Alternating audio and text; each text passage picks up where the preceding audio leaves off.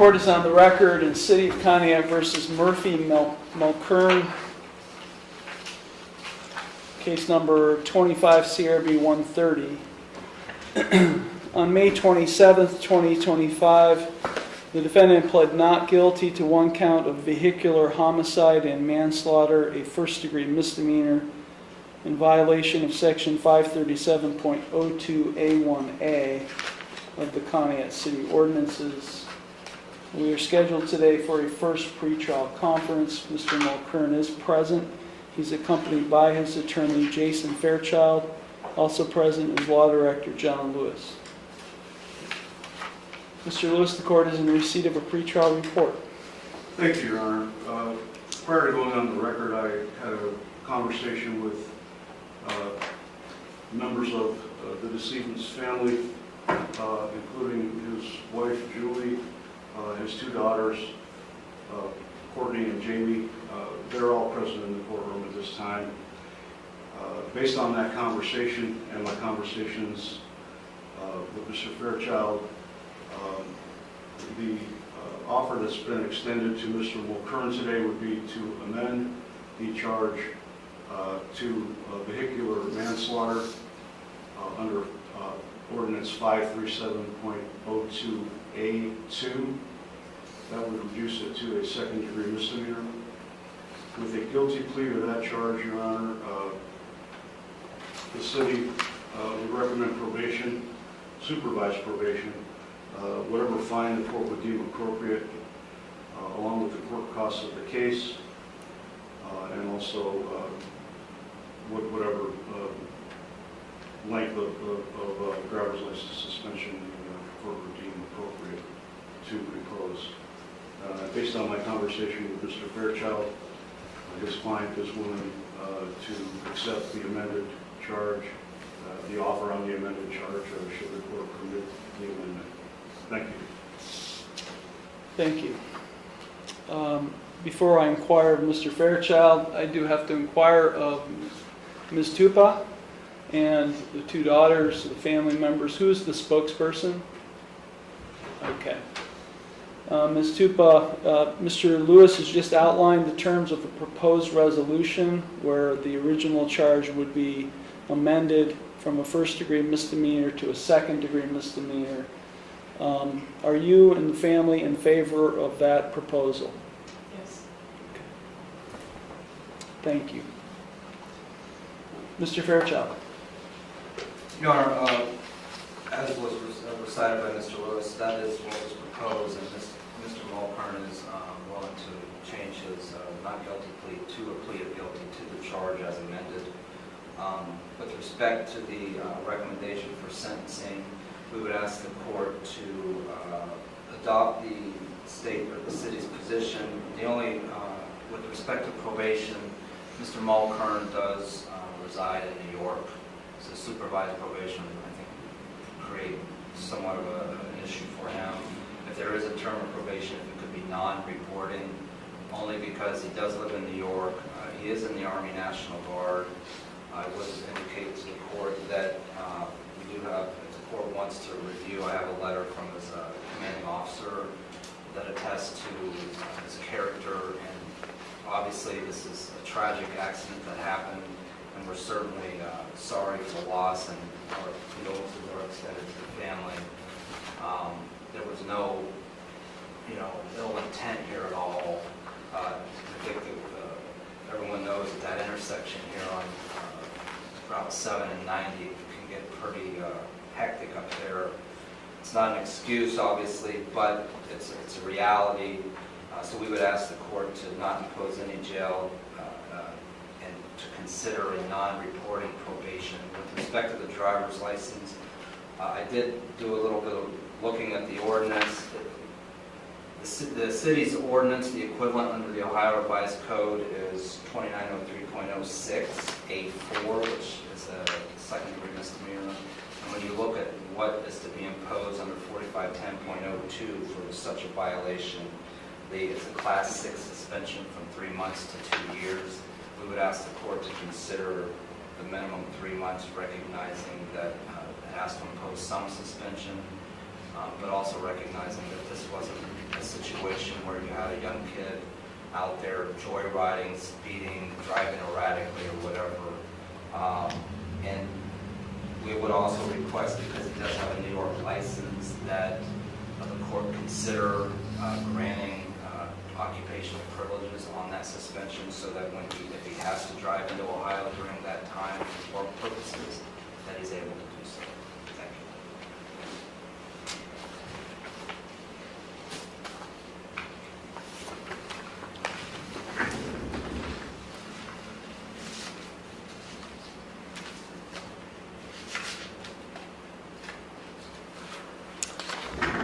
Okay, Mr. Mulcairn, it's my understanding today that you wish to enter a guilty plea to an amended charge of vehicular manslaughter, a second-degree misdemeanor, and a violation of Section 537.02A2 of the Conneaut City Ordinances. Is that what you wish to do today? Yes, Your Honor. You understand by pleading guilty to this offense that you are waiving your right to a trial, which includes your right to cross-examine witnesses and to confront evidence presented against you. You'd be waiving your right to testify or not to testify without any negative connotation. You'd be waiving your right to subpoena witnesses. You'd be waiving your right to a jury trial. You'd be waiving your right to be proven guilty beyond a reasonable doubt. All of those are trial rights you'd be waiving by pleading guilty to this amended charge. Is that what you wish to do today? Yes, Your Honor. You are represented by Mr. Fairchild. Have you had sufficient time to consult with him, and are you satisfied with his counsel? I am satisfied, Your Honor. Are you currently under the influence of any drugs, alcohol, or prescription medications that might affect your thinking? No, Your Honor. Are you currently on probation, parole, community control, or post-release control with any court? No, Your Honor. Has anyone made any promises to you about what your sentence will be in order to induce you to plead guilty to this amended charge today? No, Your Honor. And are you thinking clearly, and do you understand everything that's happening? Yes, Your Honor. I'm going to provide to you, Mr. Fairchild, a written waiver of trial rights and right to a jury trial and acknowledgement of effective plea. If you find that document acceptable, you can sign and date at the bottom.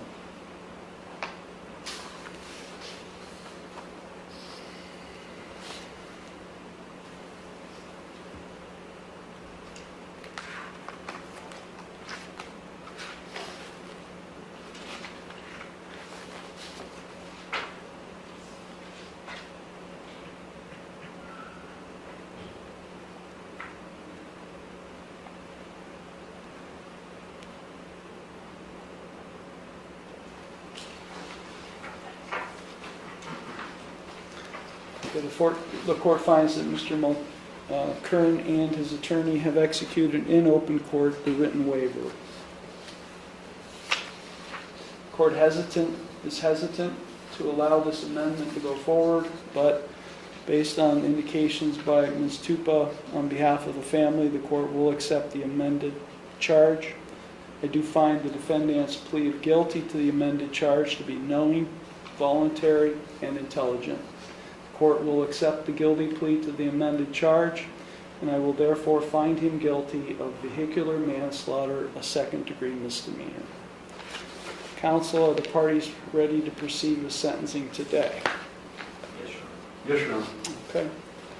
Mr. Fairchild, is there anything you or your client would like to say at this time before I impose sentence? Honor, all I agree, I was remiss. Mr. Mulcairn has no prior criminal history.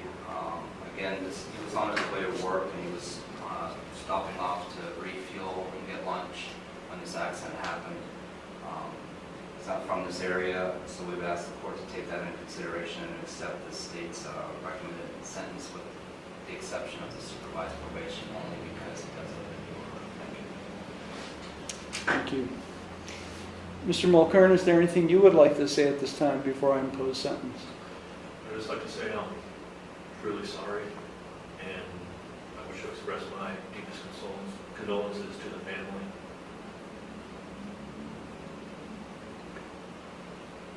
Thank you. Mr. Lewis. Thank you, Your Honor. Just briefly, the accident occurred at the intersection of State Route 7 and Route 90. Mr. Mulkern was traveling westbound on Interstate 90, got off at the exit ramp to State Route 7. The other vehicle with Mr. and Mrs. Tupa in the vehicle, Julie was driving that vehicle, Your Honor. Her husband was a passenger in the front seat. Mr. Mulkern pulled out in front of their vehicle. They were unable to avoid striking Mr. Mulkern's vehicle, and Mr. Tupa died as a result of the accident, Your Honor. As I said, Julie, the driver and wife of Mr. Tupa, and also two of the daughters, Courtney Tupa and Jamie Miller, are present in the courtroom along with some other family members. And I believe that they would like to make a statement at this time. Thank you. Thank you. I'll allow family members to make a statement at this time. Who would like to go first? And if you could state your name before you start speaking. Of course. My name is Courtney Tupa. Okay, I'm sorry, could you say that last name again? Tupa. I'm sorry, I didn't hear you. Sorry, go ahead. I'm the daughter of Jim, known to so many as Tupa, the man whose life was taken in this tragic accident. Standing here today, I'm just forced to speak for my dad, who can no longer speak for himself. I'm struggling to find the words for anger and grief, overwhelming emptiness that have consumed me since my dad was taken from me. No words can fully capture the pain of losing someone who was my rock and my hero. My father, Jim, was a devoted sports dad and grandfather, the kind who never missed a single game or event. Whichever child was on the field, he was on the sidelines, cheering louder than anyone, and proud smile that made us all feel unstoppable. Those memories are now bittersweet because I'll never see him in the stands again, clapping or shouting words of encouragement. I am angry. Angry that a careless act took my father away. Angry that I have to face a future without his guidance, his laughter, and support. I'm also upset that no words or actions can bring my dad back. I miss him every day. This grief is constant ache, reopened by every milestone that he'll never witness. I want you to understand that the depth of the actions that caused, even if it was an accident, those choices left a permanent void in my life. I've lost not just my father, but a future we were supposed to share together. Games, celebrations, special moments as I, his daughter, will never have. I hope this weight will not destroy you, but just remind you to live with greater care so no one else has to endure the pain. Thank you for hearing me today. Thank you. I'm Jamie Miller. I'm reading on behalf of my brother that lives in Kentucky. Your Honor, thank you for allowing this to be read in my absence. My name is Aaron Pescardo. I am Jim's son. No words can truly express the devastation my family and I have endured since the tragic and untimely death of our father. His life was taken from us because of the careless actions and reckless driving by an individual. My father was more than just a parent to my siblings and I. He was a husband to Julie, a Paul, a grandpa, and a pawpaw to his grandkids. A brother, a son, a baseball coach to so many youths in different areas. His life was bigger than just his immediate family. The communities he lived in were his extended family, and his absence has left a void that nothing can fix. Every day we remember what was taken from us. We no longer have his laughter. At family gatherings, his advice, even when we didn't ask for it. No more random phone calls to talk about nothing and everything all at the same time. No more surprise visits to his house and watching his eyes water up when he'd see me, not knowing I was coming. No more pictures being taken. Now we have birthdays, holidays, and ordinary days, and they are marked by a profound emptiness. The trauma of his loss is a burden we carry daily. mostly in sleepless nights, unwanted anxiety, and the ache of grief that never fully goes away. Your Honor, while no decision you make can bring our father back, I ask that you consider the depth of our loss and the irreplaceable person who was taken away from us. I hope the court will hold the defendant fully accountable, not only to seek justice for my father, but to send a clear message that reckless and careless driving has real-life consequences, and it destroys the lives and shatters families. Thank you for listening to my family's pain and for honoring the memory of a man who was deeply loved and forever missed. Thank you. Anyone else? I'm Julie Tupa. I'm going to read a statement from my son first.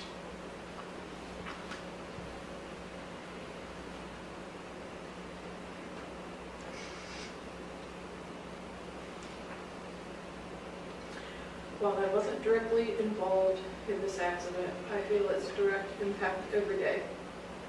My stepfather and I weren't close in the usual sense. We didn't speak daily, weekly, or even monthly. We came into each other's lives during my formative high school years. That brought about the typical parent-child relationship. The child's including the parents to talk with friends and be an independent high schooler. Yet, he acted as my prominent father figure for over half my life, and I feel his absence daily. Gone is the security of having a strong father figure in my life. Just 17 years, and really 14 before I realized his love for me. After finally experiencing that phenomenon, the awareness that his wisdom could guide me through life's most challenging or seemingly simplistic moments, even if I rarely had to ask, was priceless.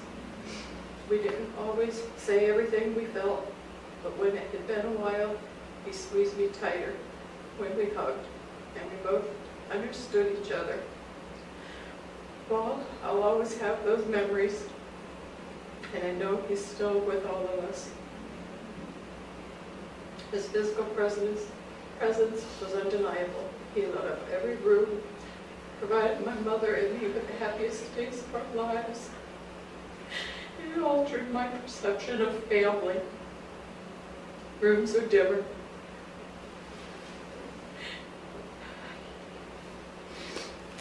And a return to the happiest days of my life seemed too distant to fathom.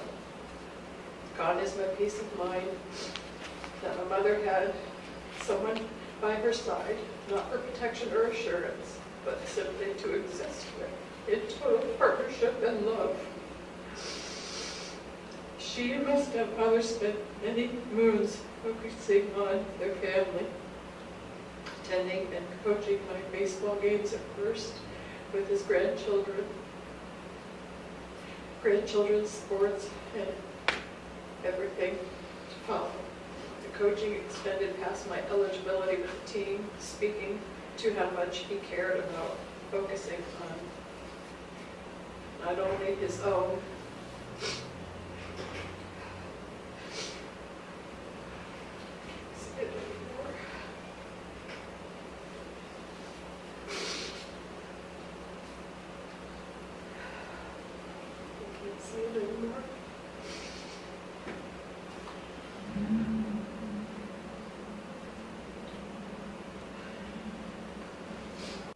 his own, but the kids in the surrounding communities. My parents were finally slowing down and focusing on each other. It's gut-wrenching to think of the time my mother has now lost with her person. Time is tricky. We never know how much we have left with someone, but the cost of this event was not only a life, but a lively spirit who is ready to spend the rest of his life devoted to his family, my mom especially, and bring joy to everyone he touched. Time might not have been on his side, but he wasn't nearing its expiration. The unfairness of the current reality, the one we're left wishing we had more time, keeps me up at night. Death is a part of life. I'd imagine losing a parent is always very difficult, but suddenly and unnecessarily losing a parent due to someone else's actions is the most challenging thing I've ever experienced. Not a day goes by when I'm not thinking of him, wondering what he'd say about his grandson's baseball tournament successes, or how the Browns and the Raiders drafted, or how many times I should have expressed how much he meant to me. I thought I had more time to do that. Years of laughs and life lessons to learn. I know he knew, but I think he would have liked to hear me say it. Gone is that opportunity. I hope the driver of the vehicle finds the peace he took away from me and my family and more. I do not wish ill upon him. I'd imagine this has been challenging for him too. However, I do hope he is held accountable to the fullest extent for the act that took so much from us. Thank you for your time. Christian Williams. Thank you. I'd also like to say that I hope that this has changed you as well. This will occur.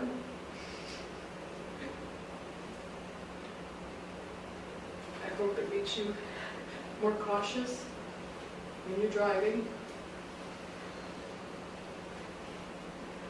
I have to relive this moment every day. In all the hospital, I relive that, and I relive the phone call that I got because I wasn't there with him. He died alone because he wanted me to go home and pay the bills.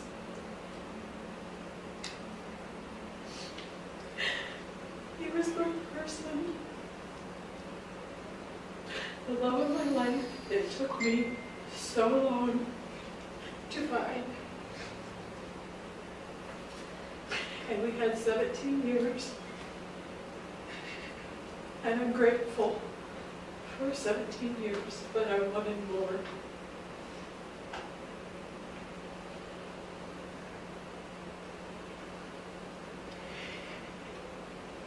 In Your Honor, I'm asking you, we agreed to lower the charge so we could have a guilty plea, but I want the maximum. I want the supervised probation. I want the license suspension because it's not enough. It's not enough. So if you could do that, I would appreciate that. And thank you for letting me speak. Thank you. Mr. Fairchild, any response to any of that? Your Honor, only that we truly are sorry that this occurred. Mr. Mulcairn, like I said, was not familiar with the area. That is a dangerous intersection. It's known throughout the community. It doesn't excuse it. We're sorry for the tragic loss. We've asked the court to accept the state's or the city's recommendation as far as sentencing. Again, with the supervised probation, obviously if that's what the court imposes, that's what the court imposes. It's just because he lives in New York, it would make it somewhat difficult, but depending on how often he would have to report or whatever. So we would ask the court to accept the city's recommendation.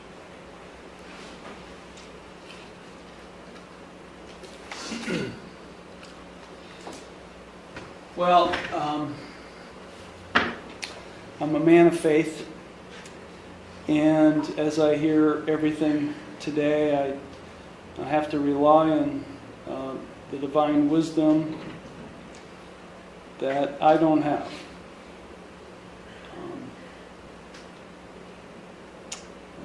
These are very difficult cases. For many years I represented, like Mr. Fairchild, people who were in similar situations. I've prosecuted people who've done similar things. While I understand Mr. Mulcairn is not familiar with Conneaut, and I do understand that that's an intersection that needs some better traffic development. Indeed, it needs a traffic light. A life was taken. And a second-degree misdemeanor is all that Mr. Kern has really been convicted of. He is going to receive the maximum 90 days in jail. He will be taken into custody today. He will receive a fine of $750 plus court costs. He will receive the maximum 2 years license suspension. I will give him limited driving privileges upon proof of financial responsibility and other supporting documentation. Mr. Mulkern has a right to appeal. He has a right to appeal without cost. He has a right to have counsel appointed on appeal without cost. He has a right to have documents necessary to file an appeal without cost, and he has a right to have a notice of appeal timely filed on his behalf. Is there anything further, Mr. Lewis? No, Your Honor. Mr. Fairchild? No, Your Honor. Thank you. This matter is concluded.